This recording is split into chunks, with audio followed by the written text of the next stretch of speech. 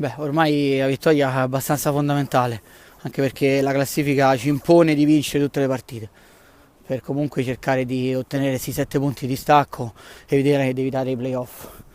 Per il resto la partita, oddio, non sono d'accordo sul primo tempo equilibrato, la partita è stata dominata da noi, le occasioni che hanno avuto loro è per disattenzioni nostre e basta. Noi però non siamo cinici sotto porta e questo poi ti porta a rischiare di andare a pareggiare una partita che comunque avevi in mano nonostante tutte le palle gol che ci siamo mangiati.